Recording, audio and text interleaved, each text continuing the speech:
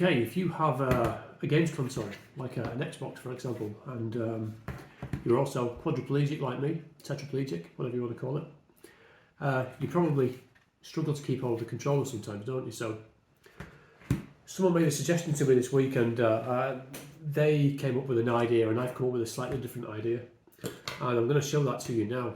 I'm going to be selling these through one of my websites, and it's going to be a device which will allow you to mount the controller like that, either on like a lap tray or a desk, stick it down so that you don't have to hold it. Basically, you'll be able to, it'll be rigid, you know, in front of you, and you can then do whatever you need to do now. This is the first version of it, and I think it's probably quite close to being spot on in the first go. So this would be a good time to point out that there is actually a hole cut out at the front for the headphone and video cable that you can attach to the xBox, and also for the charger and the pairing button at the back so that they don't get pressed.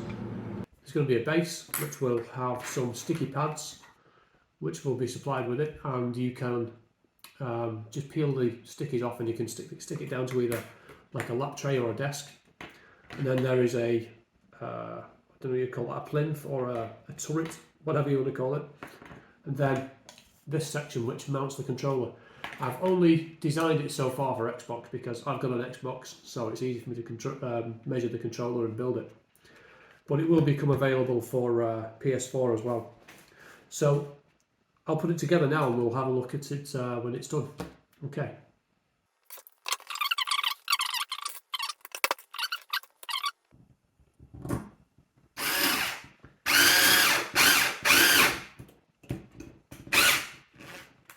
That is now nice and secure. That's not going to come back out of there. To be honest with you, you could probably get away with not screwing this together, because the way I've designed it, the tolerances are really, you know, it's quite rigid like that without a screw in it. It's quite tight tolerances. So, but you know, to be safe, probably best to put a screw in it just to hold it down. So let's go again.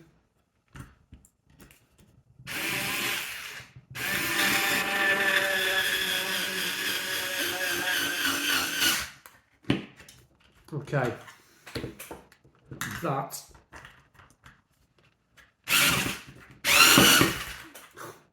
not coming back out of there in a hurry. So, xBox controller clips in like that, nice and steady, nice and secure. As you can see, fine. That's not coming out. Now, obviously, it's moving around, but one thing I forgot to get before preparing for this video was the Nano tape, so bear with me a moment. Okay, this is Nano tape. It's like a cross between a double-sided sticky tape and like a really thick, kind of, well, really soft rubber. And you can buy it in all different widths. So I've got the 40mm here, but you can buy it in 10mm as well, 10mm wide, which is ideal because obviously I've done this 10mm, so I'm just going to cut some strips off this, stick them to the bottom of this, and I'll be able to stick it down to any surface like a desk or a lap tray. So let's give it a go.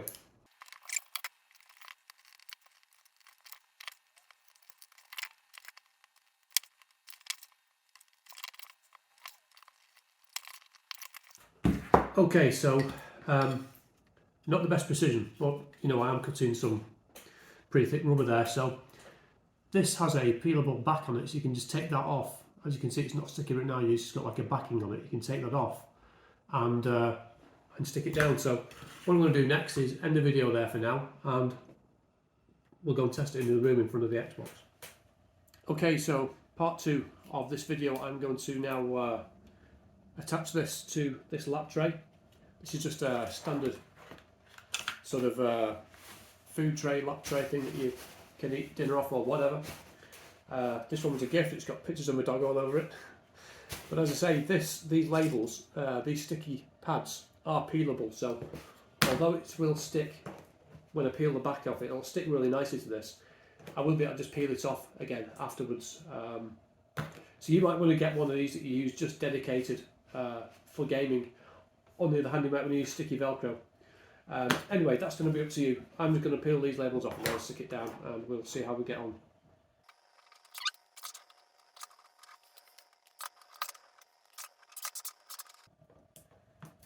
Okay, that's all the 4 sticky back things peeled off.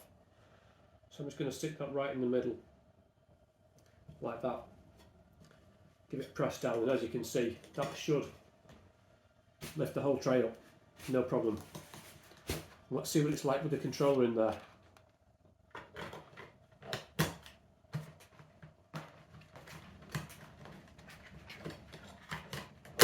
There we go. So that's lifting. I'm just holding the controller there and moving the whole tray. One thing that looks like it is a bit of a problem at the moment, there's a button. I need to change the design of this slightly, and I will do that. I need to make a little hole in there because there's a button in the back of the controller there for pairing the controller.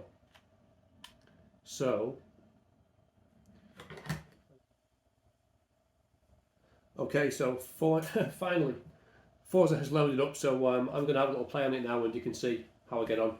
Pretty badly usually, so I have my accelerator on the X button instead of the shoulder, but you could easily play it like that now, but yeah, let's go. And bear in mind I am sat sideways to the screen here, so I'm not going to be very good at this. And I'm driving a Lamborghini in the rain. But there you go.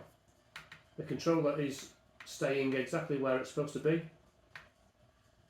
I'm probably all over the road. But there you go. Works really well. Give it a try.